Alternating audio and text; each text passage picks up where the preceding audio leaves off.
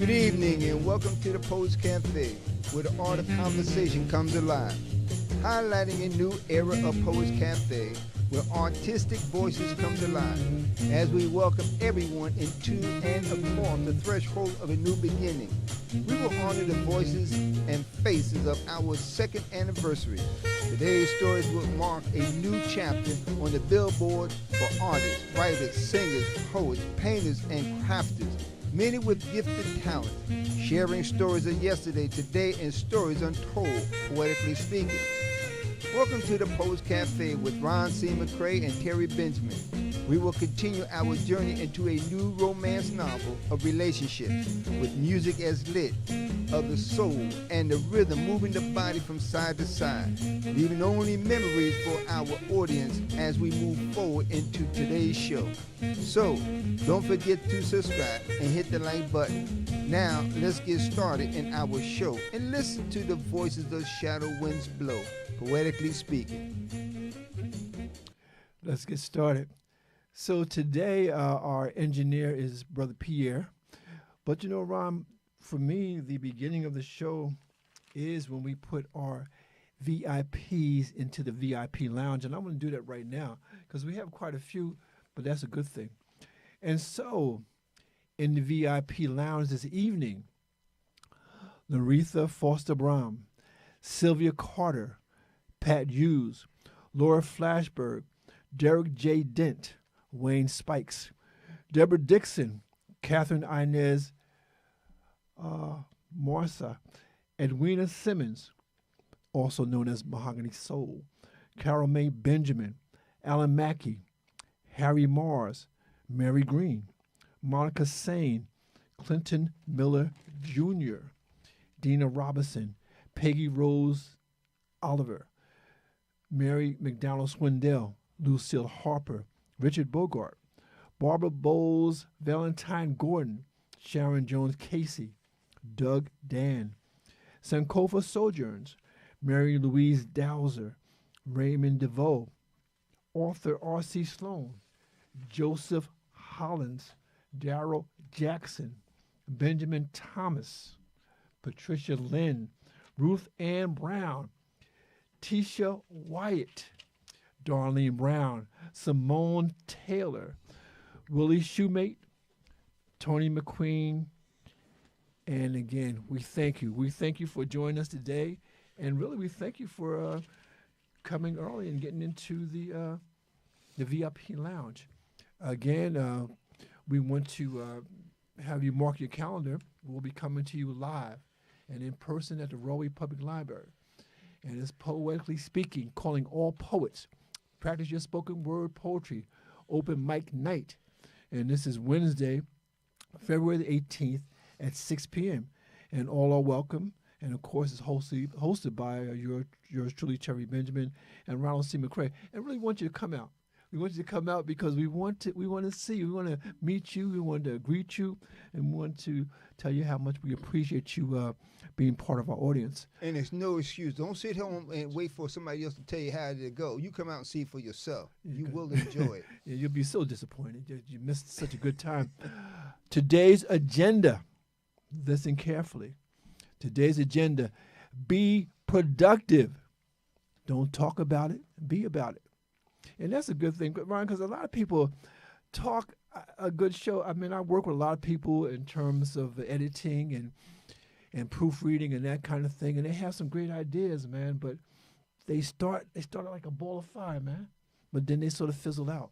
And that's disappointing to me because, again, I want them to go and do what they said they're going to do. So be productive. I mean, I want you to be in a situation where you look at your day, and as you wind down for the evening, you can review your day and just say, this is what I was able to accomplish for myself. Personally, what I do, I start out with a list in the morning. Then I try to go through that list. And if it's 10 things, hopefully I get to all 10 things, but maybe not. If I get to 5 or 6, that's fine. But I'm productive. So we want you to do that. The quote of the day is from a gentleman who I can consider one of my greatest mentors. I never met the man, but I read all his books, and I definitely saw him on YouTube. And his name is Dr. Wayne Dyer, and I call him a legendary motivational teacher, a best-selling author. And Dr. Dyer says that make an effort to go beyond your comfort zone on a regular basis. Listen to the real inside who's encouraging you to transcend yourself rather than the old you who said you were incapable of such a task. So again, don't let people talk you out of something that you know you can do. It's so funny because we have a very special guest with us today. And one of the things I like about our guest is that I don't want to get too much into it because I want him to tell it. But one thing I love about his book that he has for each chapter, it opens with a quotation. And I got to share this with Ron because it was so profound and it's so real. And he says here, this is from Kathy Hughes. And Kathy Hughes is the chairperson of Urban One, the largest black-owned and operated broadcast company in the nation.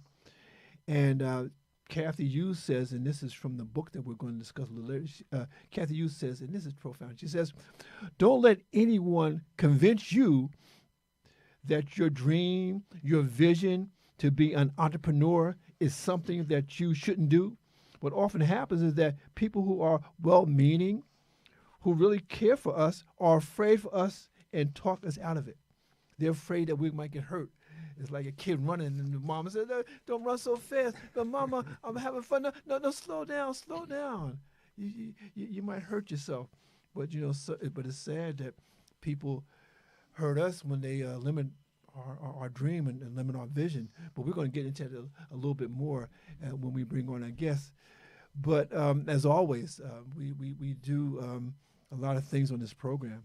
And one of the things that we do that I really look forward to, and I know that you look forward to as our guest, is a little segment of the program we call Ron's Poetry. And so we have Ron here, and my question is, Ron, what do you have for us today? Well, a couple of things.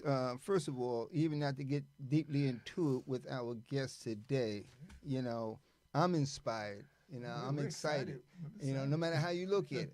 And I would truly say, because I give my word. If I give my word, you can take it to the bank and cash it. That's for sure. You will receive something, but it's all about you opening up. Let me read this first, and this is important. Yeah. And matter of fact, we're going to change something that we expect you to carry from this moment on that my brother and I present to you. But I'm going to read this first because this is so important. And it takes away from your distractions what's happening all around you, but bring forth to who you are. That's right. As the pastor was saying, your story. So let me read this first. And as many, if not everyone, have heard, but nevertheless, I'm not here to sing it, but I'm here to deliver the message because the message for you to understand is what's so profound. That's right. And that is lift every voice and sing. Lift every voice and sing till earth and heaven ring. Ring with the harmony of liberty. Let our rejoicing rise high as the listening skies. Let it resound loud as the roaring sea. Sing a song full of the faith that the dark past had brought us. Sing a song full of the hope that the present has brought us, facing the rising sun of our new day begun. Let us march on till victory is won. I want to stop there because I want you to resonate, let this resonate with inside of you. Forget all that's happening around you. Focus on who you are, your story, your history. Without your history, you don't have a story. That's right. But you write your story, as we say, on a regular basis. Write your thoughts, your dreams, what you learn and understand. The hell with somebody else's books. Where's your books? I know you got a whole lot of them in the basement, somewhere's in the attic. Take all that dust out and read those books. Storytelling with each other. And that's what's important. I wanted to read that. The other thing, too, it's interesting. I always say that, whenever my brother come up with something, we never collaborate on what we're going to come. Everything is straight up and raw. But just listening to the quote of the day, as he indicated, make every effort to go beyond your comfort zone on a regular basis. So let me read this one I put together, and I thought it was interesting. I told my brother I had something. He didn't know what it was. It always has something. Here, this is what I have. And this is important. Giant footsteps. Giant footsteps to fill with many challenges and opportunities, never without. If each one believes in the vision to see the unseen, giant shoes to fill beyond your own, yet enough room to share the space for others seeking to join the soul searchers, a caravan of creative talent. Taking full leaps will strengthen the challenge to strive for more without losing focus on what lies between and without losing balance. Giant footsteps showcase the ability to seize every opportunity to advance oneself, denying faith, and gain the courage to move forward. Each step is a step towards an unseen future, a world once talked about, and it takes giant steps to succeed in life. Following in the footsteps of many who sought the challenge, rose up, fell down, tried again. Many failed, many regained momentum and stabilized the strength to reach higher planes. Giant footsteps are a metaphor for believing in the dreams, having faith, and having it abundantly. With yesterday's worries gone today, life gives the vision to see beyond the boundaries where the walls is higher than one can conceive. But scaling it requires the determination to avoid slipping and sliding, like a mountain climber whose determination takes them to new levels beyond their own thoughts, but believe it is the willingness to make it to the top. Yet how far are you willing to step before giving up without seeing what the next step will determine, whether one can make it or not? Strive for what you believe. If it is in your mind where the voice of your vision speaks without hearing the sound, but the vibration one feels within the soul of their hidden emotion, and bringing forth inspired by the motivation to take the giant step to get to the other side. Steps may be wide, yet deep and fatal. Once one does not know how deep one is stepping into an economy or how fatal the power within, how cruel and remorsefulness without losing one's soul. Pain can be unforgiving. Are you willing to take the challenge? You know, and I tied that into, which I didn't know, because again, even with the quote of the day, that's so important to think about that. You know, there's giant footsteps, but those giant footsteps, how far? It's like a child. You know, we want to jump and hop and jump and hop. Never think about what's in between until you slip and fall. But it's only even a child to slip and fall and get up and start crying, but want to try it again. That's right. But what about you as adults? You take a little step and all of a sudden you complain about how far you didn't go. Not how far you went, but how far you didn't go. That's right. That's right. Oh, you didn't go far because you didn't go anywhere. And that's the issue. So the time wasted complaining about that step, you could have written something and look at the next step and try for it. That's right. That's right. Yes. And I appreciate you using that song in the beginning, because one of the things that we talk about a lot on the program is that music is literature. Music is lit. And I appreciate you sharing that.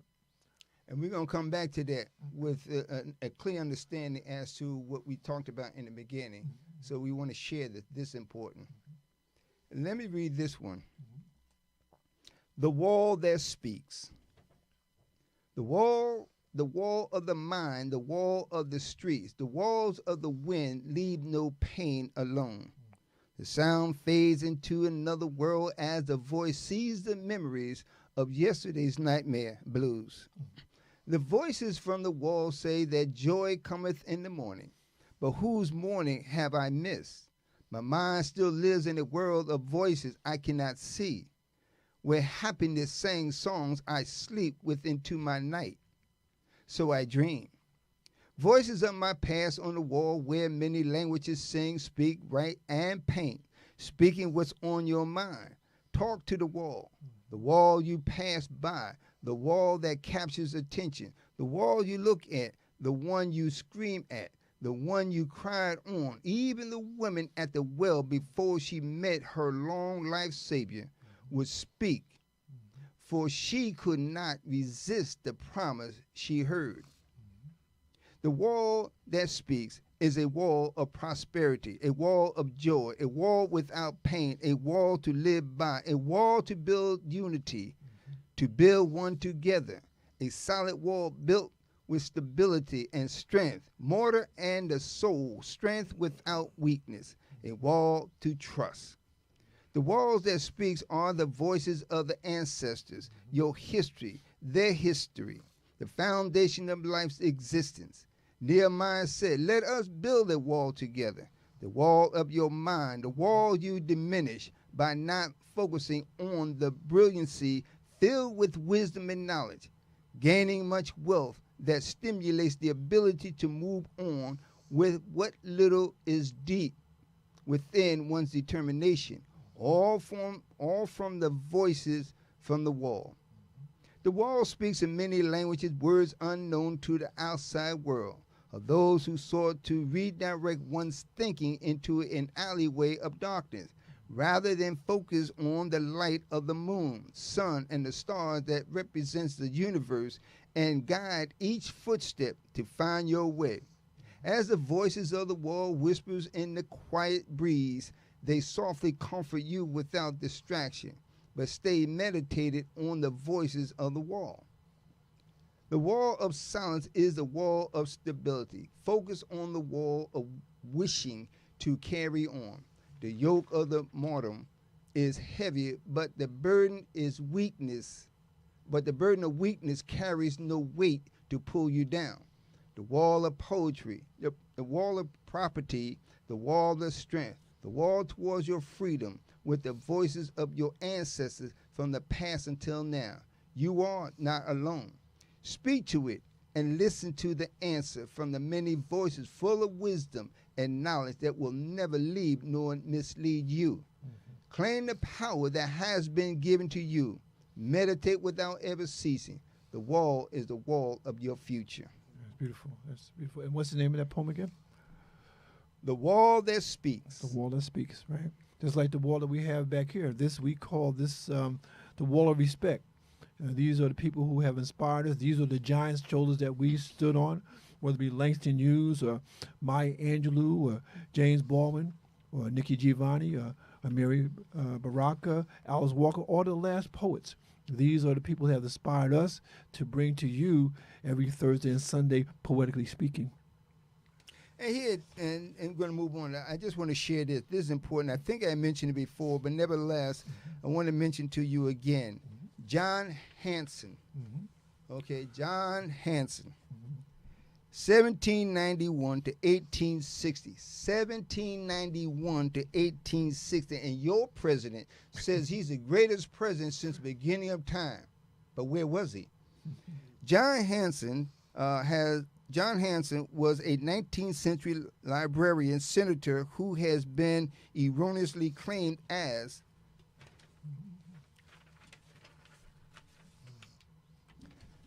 the first black president of the United States. Not much is known about Hanson's early life. He was born into slavery in Baltimore, Maryland, around 1791. According to some historians, Hanson purchased his freedom, but the method and year are unknown. In 1860, the American Colonization Society was established in Washington, D.C. with the goal of relocating former enslaved individuals to a colony in West Africa. In 1822, the ACS established that colony. That year, 2 members of the society purchased land for the colony at Cape Mesurado, if I pronounce that right, on the west coast of Africa. The new colony was named Libria in 1824, and the first black settler in Libya named the city they founded Monrovia, after the U.S. President James Monroe. And so I want to stop there because, again, it's really the focus on the first black president that you don't hear about, and many talk about taking your history. Your history had been laid down and inscribed long before you and I was even thought of. But that's why it's here, because our ancestors brought it forth to you and I, so we can go back and know where we come from and who been in place. That's what's important. So again, John Hanson, 1791 to 1860. Look him up. That's right. All y'all got tablets and cell phones and everything else. Go on Wikipedia and look it up. That's right. No That's excuse. right. Don't come talking about they took your book out the history. It's there. It's there. And again, and you know, Ron, what I'm going to do, I'm not even going to call this Black History Month anymore. Right now, community, we're going to call this Our Story. Okay, it's our story. And it's our story every day, 24/7. So again, forget Black History Month. It's our story. And you heard the hymn. All those who go to church and read the hymn book, this is our story.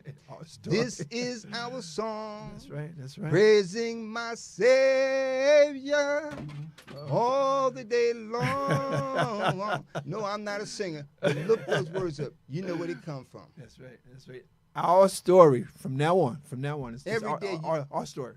As long as you breathe and you see the daylight, it's your story. That's right. It's our story. So what you got next, I think, is we're excited. We're excited to have this young man on the show because we've been talking about him among our family and friends, and we've been sitting out different promos and that kind of thing. But we have him here, and we're going to, as Bill Withers says, keep on using me till we use you up. We're going to use you up, my brother. And I just want to say, let me give you this here. Okay. And we're going to give you a little brief bio because we want to get into this brother's head, okay, because he has so many things to teach us right now, especially in this day and age and time. Brother, you are a heaven sent. And as we always say, we represent the title, the position, but on this show, part of family, this is our brother. This is our brother. He's family. We're all family. So like my brother Terry said, sit back, tighten up that seatbelt, but don't choke yourself because you're going to choke by listening to this brother give his background and what we can do and how we will learn from him. Okay.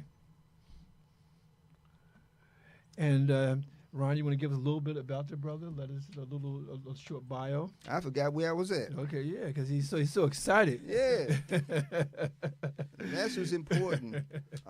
Yeah, it is so funny. But when you told me about the brother, I wanted to get his book right away, so I ordered it, and I have it on my Kindle. And the frustrating thing about the Kindle is that you got to recharge it. And I just want to say to the brother publisher, you messed up my evening, because I figured I'd just chill. But no, I got into it. I said, I'm going to read a couple of chapters, and then I'm going to go back. But this man messed me up so much that I had to read the whole thing, stayed up late, didn't get much sleep. But you know what? It was a blessing. And who was he? Who are we talking about? What is the brother's name? This entrepreneur brother, this brother was stability, stand on a solid rock, foundation, That's right, and that's it shall not be moved. So let me give you a little background of him, and he gonna tell you who he is. That's right. The name is Jason S. Murray, our brother. Entrepreneur is a mindset of autonomy and leadership.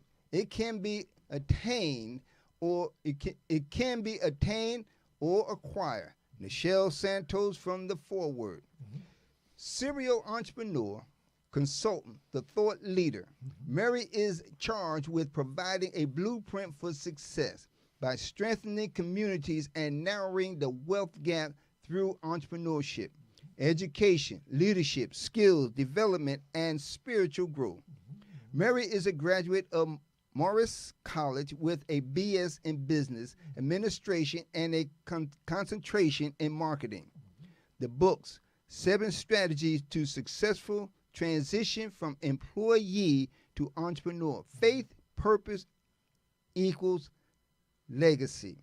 And the one thing I want to say, That's right.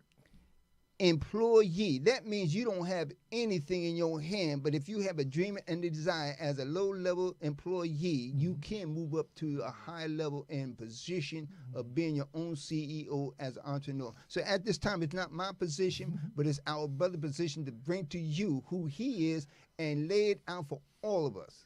Give us the blueprint for your success. As far as success, and this is Jason S. Murray, and I'm excited to have you on the show because, like I said, I read the book, and I was just impressed by the production of the book, the way it's set up. I mean, the chapters, and like I said, each chapter opens with a quote from someone that we know. Even Jay-Z is you quote Jay-Z, so I can't be mad at you for that because again.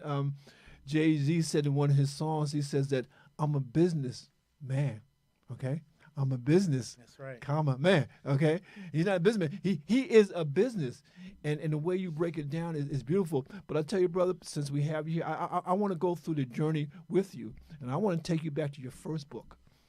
And it's entitled Faith Plus Purpose Equals Legacy.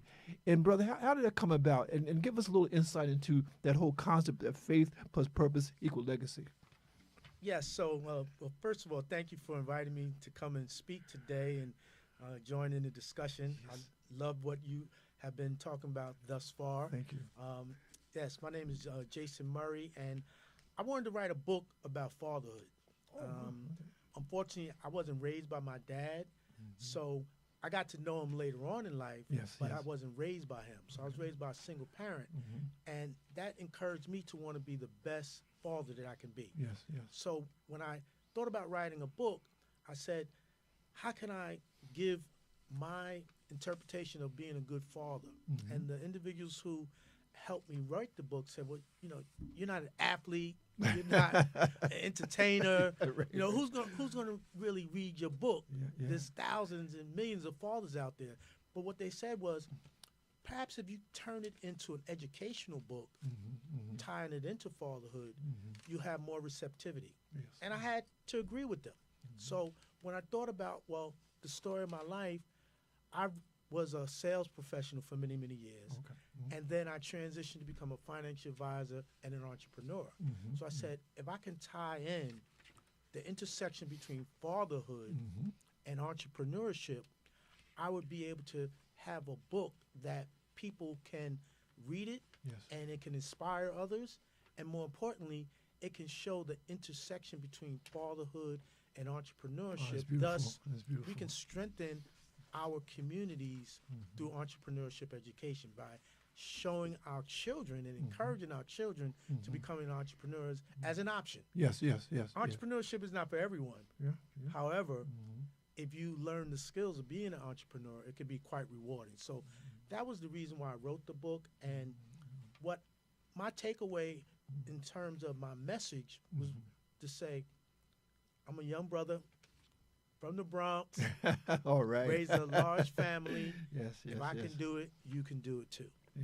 That's a beautiful thing. And the thing that I like about it is the fact that you had the idea, but you put action behind that idea, because so many people have some very good ideas, but they never take it to the next level. And consequently, they won't be able to sit down and discuss their book. Now, that's your first book.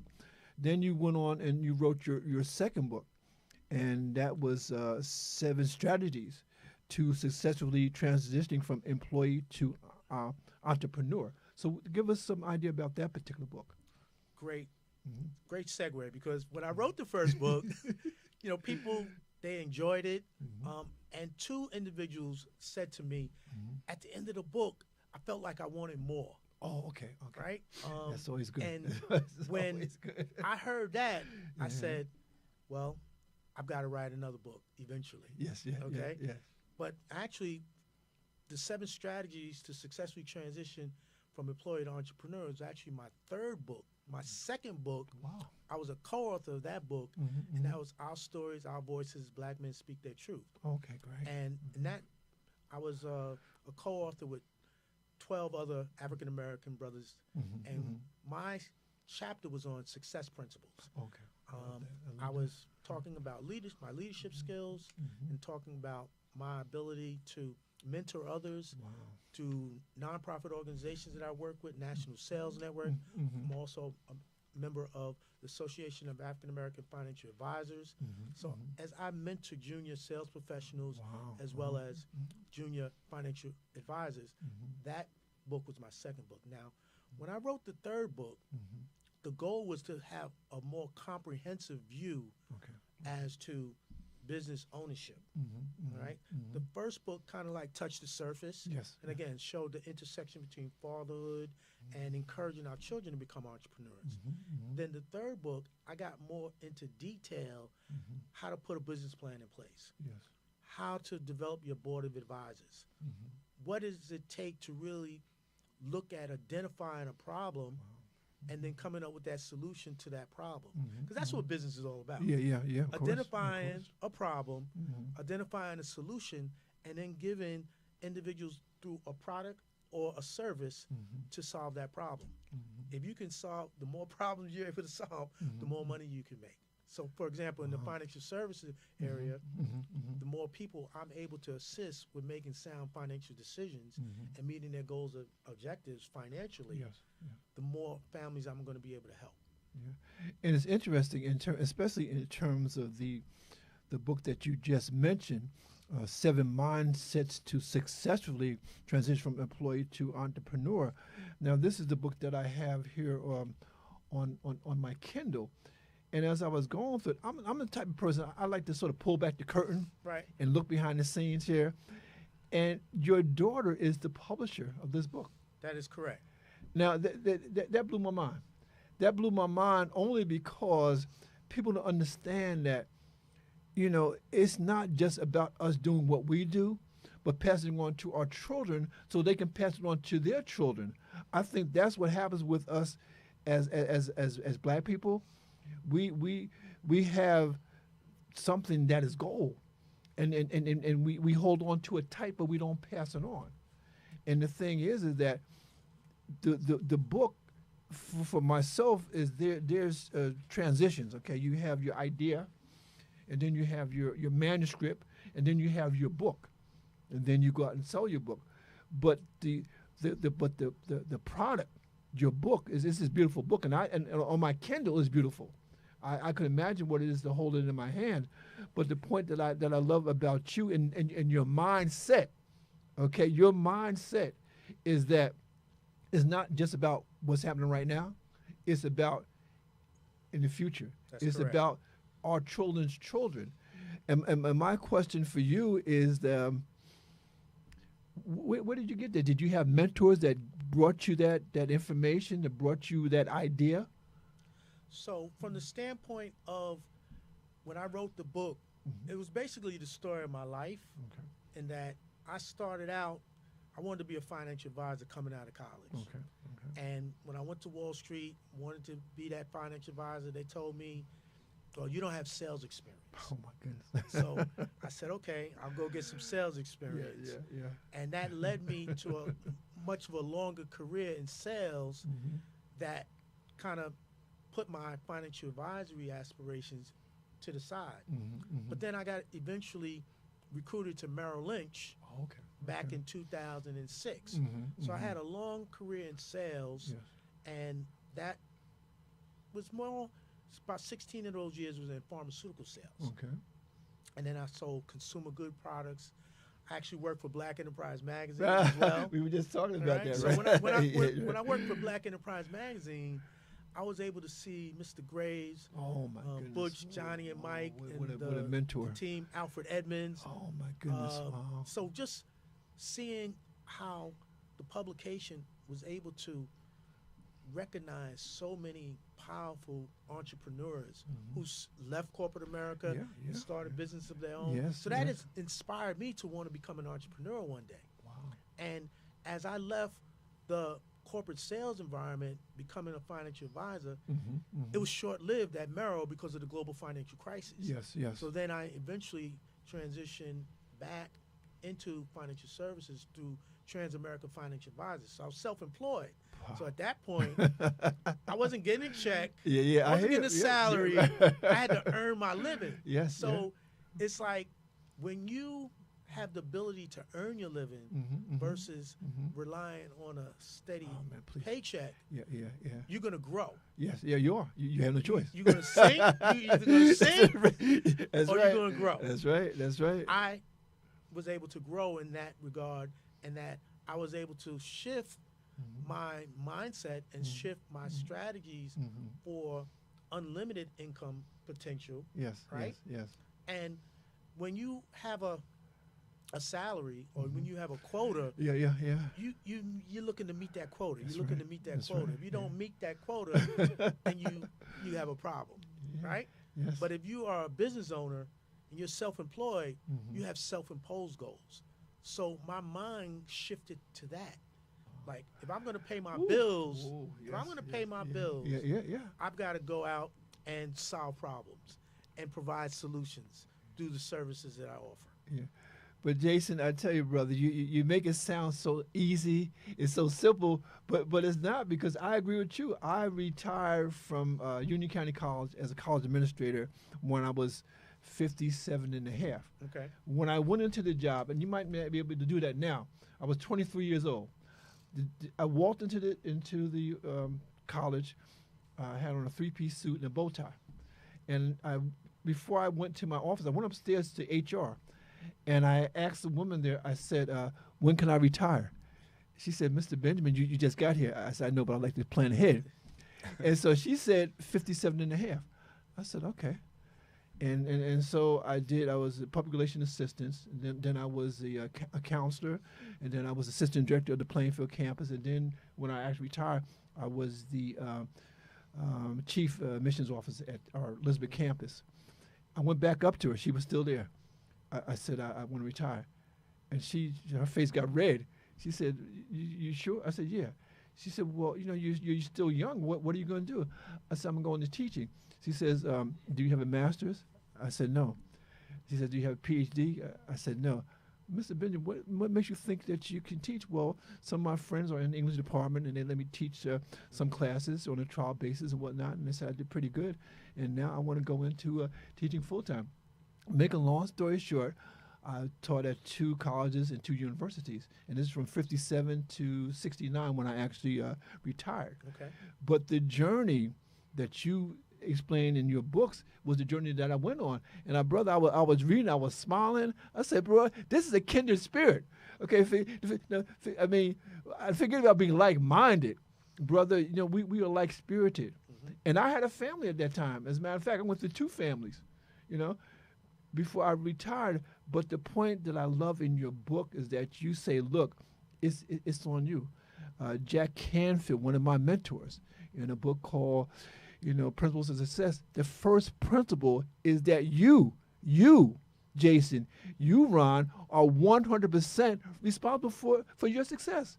It's all on you. Now, it could be a burden, or it could be, in your case, it could be fuel for the fire. Because Jason, as I read your book, I said, this brother's moving. I mean, he's not letting anything go under his feet. And Jason, and then you tell me that you were raised by a single parent. I was as well. I knew my father, but my mother and father never been married. And I don't know if that's what makes you just go out and get it. But then I look at your daughter actually producing this beautiful book.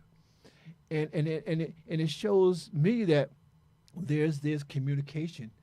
And the thing that I before I bring my brother in here, I just want to go to, they said you're a serial entrepreneur, that you're a consultant, and that you're a thought leader. Let's just, can we just sort of maybe touch on that a little bit? What is a thought leader? Well, in my opinion, a thought leader is someone who's able to communicate their thoughts and is able to articulate either subject matter or trends. Okay. And as a result of my ability to lead teams and my ability to be a leader with nonprofit organizations, the National Sales Network. I was the former president of that organization, the chairman of the board of that organization. I gained influence by my ability to communicate. Yes. I'm a professional speaker as well. Look at you. So as a professional speaker, I'm asked to be on this podcast. Right. All right, I'm asked to give workshops. That's I'm right. asked That's to right. deliver keynote speaking Yes. events. Yeah, So that gains influence from the standpoint of articulating your thoughts, being able to decipher trends. I can speak about financial literacy. I can speak about entrepreneurship. Yeah, yeah, yeah. I try to stay away from politics, but it might be a little hard today. With what's going on. But you want to be careful of that. But I say that being able to just generate influence by the knowledge that you possess, and by, in my opinion, and what I am, in my also opinion, what I'm here put on this earth to do now is empower the next generation of entrepreneurs. Okay, I hear you. All right, so I worked in corporate America. I succeeded in that realm. I transitioned, got laid off from corporate jobs. Right, so I've weathered storms. Yes, right, you so did. Yeah. business is cyclical. Yeah. So Yeah. just like everyone else, you have to overcome adversity. So that showed my ability to be relentless and to have the power and strength to fulfill my goals and aspirations. Yeah, because Les Brown says that no is his vitamin. When you say no, that make me stronger. That's What'd you right. say? That's You right. said no? Oh, okay. What? No? Okay. All right. Thank you. And I just got left. Let me bring my brother in here. What you got? What say you, Ron? You know me, I'm over here writing because everything he's the brother scribbling said away. is true. You see, and let me just start right here, right quick, because even as the brother presented in the conversation, generational wealth is what each one have learned and continue to pass on to somebody else within your unity and within your culture. And don't be, don't be stifling with your attitude, your wisdom and knowledge, and you only want to hoard to yourself. No, you spread the wealth. Because this is how this brother said, and we say it all the time. Had it not been for, I have a book here, a journal. Had it not been for, where would you be? Where would you be had it not been for? So this brother indicated his journey. He gave us a synopsis of where he came from, what he started, what he been through. And this is what I write about in the exact same thing. That's right. When he talks about thoughts. We say it all the time. And here's one of mine that I say all the time. Do you think? How do you think, and what do you think about? So the thing is, because as this brother presented, there's a lot of people who are fearful of speaking in front of audience, but even Les Brown at one time. But the point is, when you start to learn and understand who you are, and you step out there in the spotlight and take giant footsteps, you'd be surprised that your audience don't know what you're going through, but you always have critics inside your audience, no matter where you go, to look at something, to criticize you about something, to discourage you from being who you are and what you should be doing. This brother indicated he ran into that, but it didn't stop him because about him. And the other thing too, in short, yes, I commend this brother, or any man who raised his kids. You see, because last year when we first started in February, matter of fact, around this time, we had a father. That's right. Calling him father, I have right here in front of me. That's right, yeah. You know, no matter how you look at it. So it's not all about the women raising kids, whatnot, but give credit to the brothers and the men who stand up to the task and do what needs to be done at all, whatever the case may be. Because I worked in construction when it was like 15 degrees below zero. That's right. And I'm telling you the fact, I was out there, raising, doing what you need to do. This brother has said the exact same thing. Yeah. So the importance is your thought, to be able to host a class, even on a small scale, even if it's just a few people. On your public speaker, you may not be a public speaker, but can you tell something? Yeah. But if you can't express it, then share in a group to share your thoughts and ideas, and let somebody who knows how to take the steering wheel and guide it and control it and put it together so everybody benefits from it, no matter how you look at it. Yeah. So yes, I commend the brother. And Jason, I just want to go into your book here, and these are questions that I'm going to just share with our audience, because again on page 20 you say these are questions that aspiring entrepreneurs should ask.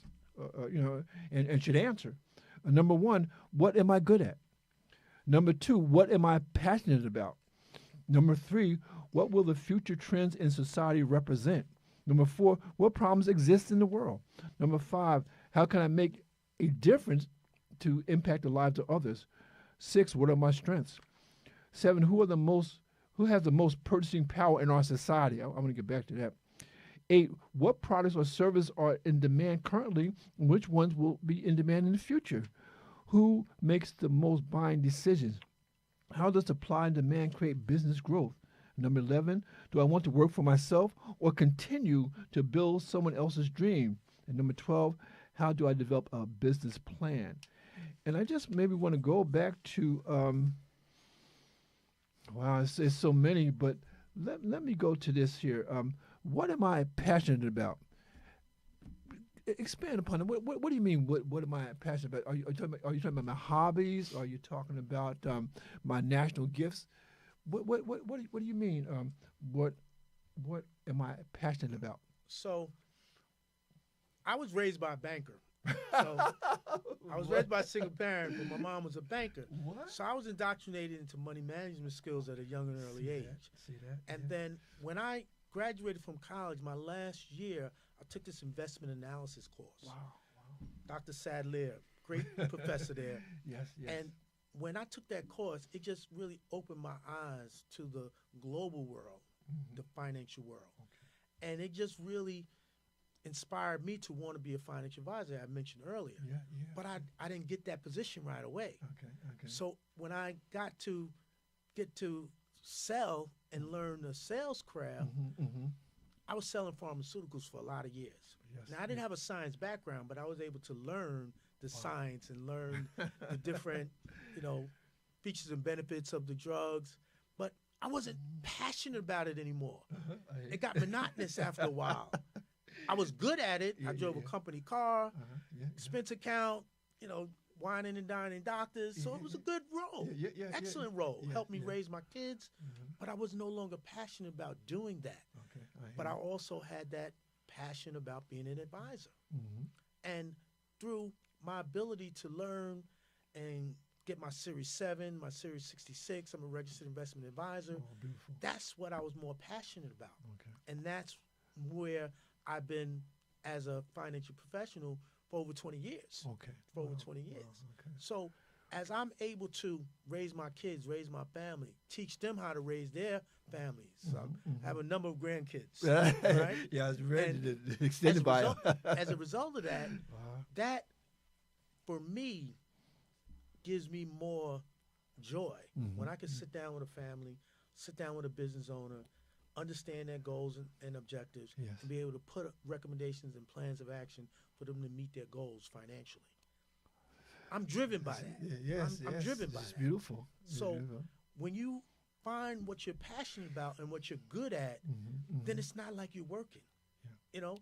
I don't see myself. I don't see myself retiring anytime soon from my business because I enjoy doing what I'm doing. That's a beautiful thing, and I think I always ask people, are you interested or are you passionate?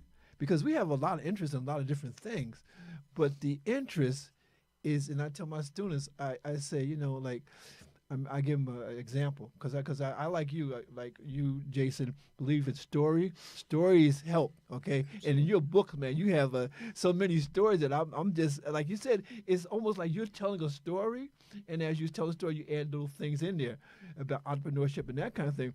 But I tell my students, I said one night I was writing, I was smoking, man. I was I was brilliant, and I'm like, and I messed around and touched something, and everything disappeared. Wow. And I asked my students, so what do you think I did? He said, I don't know. I said, after I finished crying, I went back and I rewrote it. Okay. Because the thing I was committed. And so and just to make myself feel better, Jason, I said, writing is rewriting. Because it hurts. But the point that I'm making, and the point that you're making in your book and in your life example, is that you have to be committed to this, to the point where you say, you know what, I'm just going to go higher. I'm just going to go higher because you got to one level, and it sounds like a beautiful level with expense accounts and whining and dying clients and that kind of thing. But you know what? As Tyler Perry said in his book, is that, there's higher.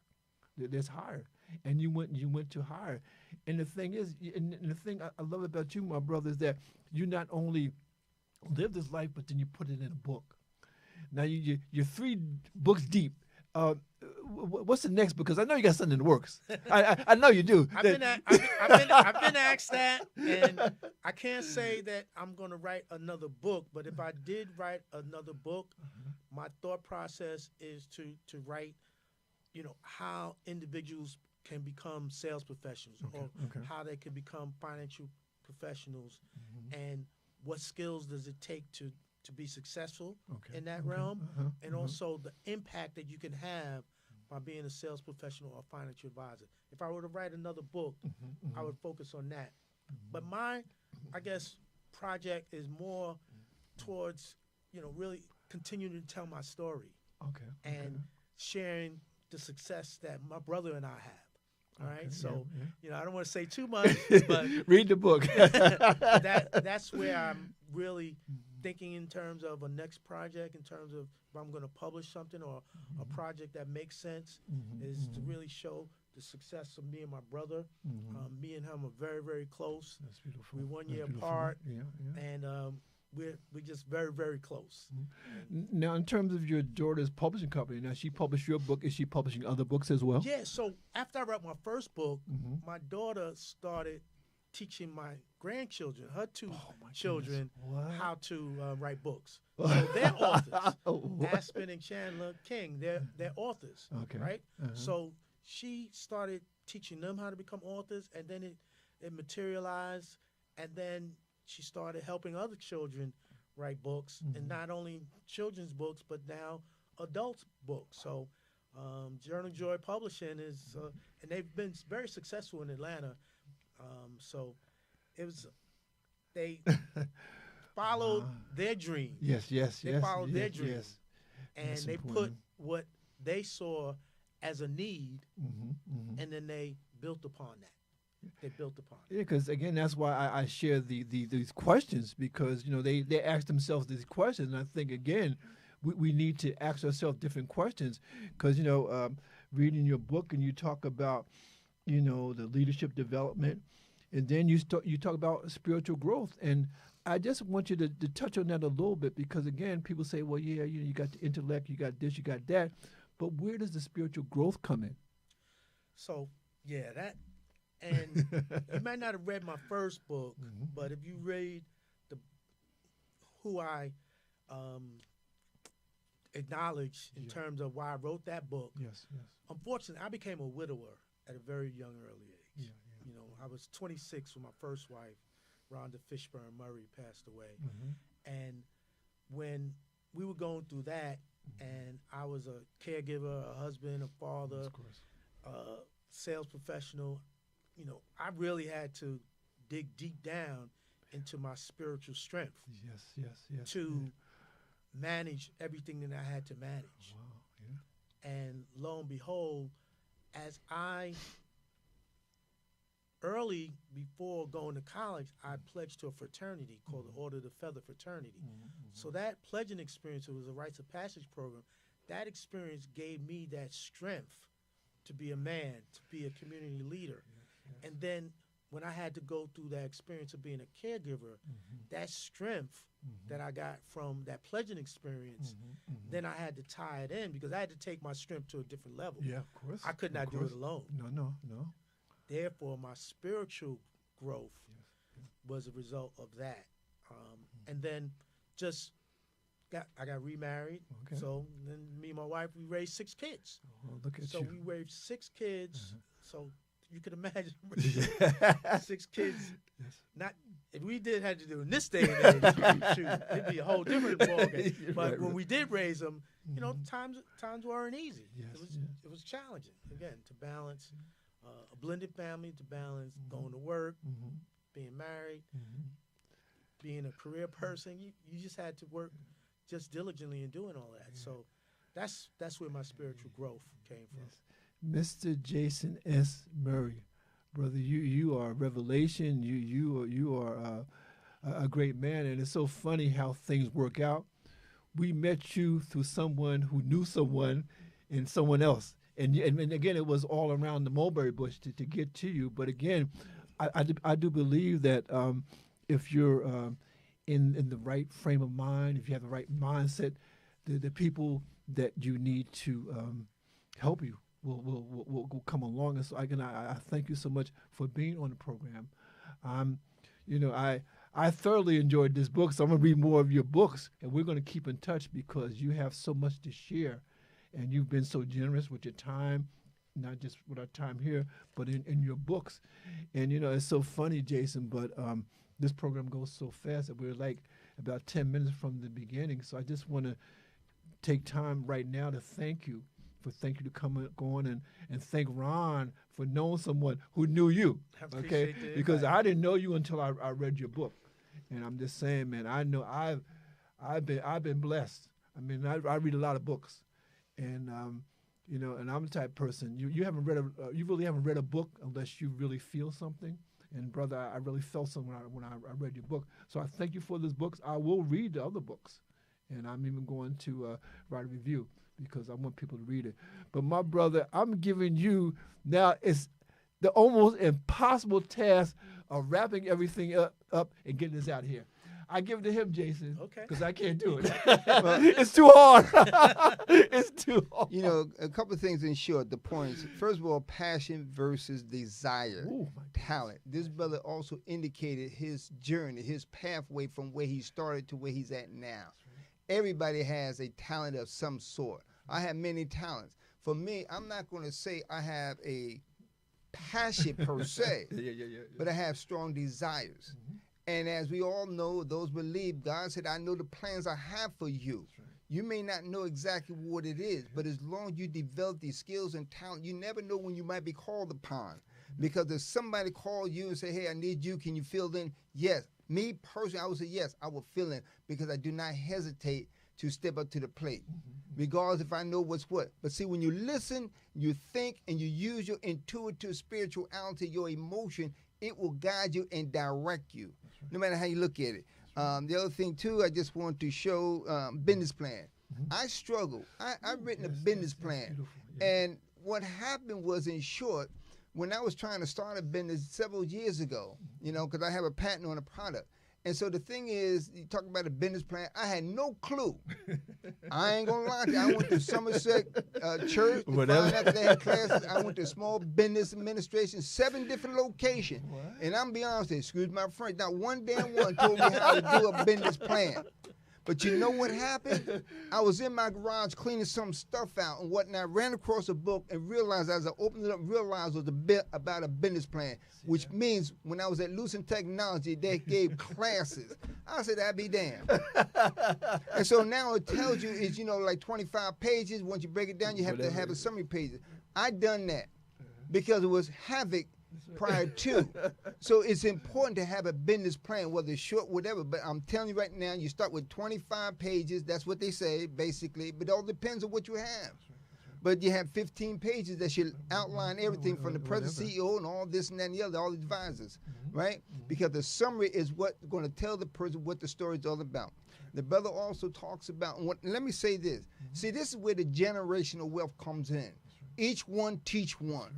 It's not about each one learn something and share it with somebody else. The generational wealth is who we know, how we know, and connect with our own. This is the only culture, I say as a whole, and correct me if I'm wrong, that we don't stick together. Our ancestors did. So we don't have a daggone thing. We talk about giving everything away and worrying about what somebody, we have it right here. But anyway, I know I got a couple minutes left, but let me just read this. Yes. Because I think this ties into, in essence, okay? This one is titled Father's Day is Men's Month. I say that because as this brother mentioned, as a single father myself and growing up, it doesn't matter. We have to recognize fathers, men who stands up to the plate, men who have been through, going through something to do what needs to be done for his family. He is that foundation that the family stands on, but he has to be solid within his own ability to move mountains if you have faith of a mustard seed. Father's Day is Men's Month, and every day is a father, and every month is Father's Day. Men's representations of fathers is strong and accurately reflects the needs of their children. The time they spent is invaluable for the care and upbringing essential for future growth and development. The worth of his time cannot be quantified when the lessons imparted brings joy to the heart of the legacy of foundation. Fathers, grandfathers, great-grandfathers, and caregivers are the foundation of life. They are the ones who step up to the forefront to support those who are struggling, both biological relatives and others, bringing love from near and far. Fathers, the foundation of wisdom, knowledge, and understandings are men who have grown into what they were destined to be. The wall of strength he builds day and night is the cold blues of winter, the sweltering heat rising in the garden, and the time from early morning to sunset that he chooses. He's a landscaper, carpenter, photographer, auto mechanic, electrician, and an inventor of many things. But he's always there to read and tell the story of the level of his kids' camp at his kids' campfire. After all, men are fathers and fathers are men. What constitutes a man's ability to withstand tumultuous and shattering conditions that rolls through his life, allowing him to continue rising regardless of the size of the challenges he faces. Father's Month is a time to recognize all the fathers who have worked and continue to work in the halls of adversity to bring about the warmth and security that supports safety and for their community. This recognition is not meant to glorify their accomplishment, but to acknowledge their willingness to endure any obstacles. His path is preserved in the archives of the rugged road journey. Today's freedom in the path towards unseen goals, yet belief is his guiding faith, navigating with the ride of truth. Father's Month is boundless, and his history is untold. Listen and feel the tears filled with hardship. His story receives little recognition for the pain he has endured at the hands of many who fail to understand that he is my brother of the keepers. You know, no matter how you look at it, to everyone, and we say it all the time on this show, every man who's willing to stand up. We ain't talking about the baseball players, the football players, and the soccer players. We ain't talking about them. We're talking about the harmonious one who knows how to take that saxophone, that piano, or that violin to strum strings and bring soft music to the souls of the caregivers, those who are weeping in the morning and night, the kids, the mother, the wife, the grandmother, everybody who count on him. He carries a load, no matter how you look at it. But guess what? At the end of the day, the man up above said the yoke is heavy, but his burden is light. And so no way, shape, form, or fashion have you seen a man who rose up and fell down without getting up again, to know that his strength comes from his spirituality, of the inspiration of his emotion, to say, yes, well done, good and faithful servant. We have a long way to go, but we made it to the other side. This has been Poetically Speaking with yours truly, Terry Benjamin, my brother Ronald C. McCray. Our guest has been Jason S. Murray. Check him out. And we'll catch you next time. Thank you so much. Good evening.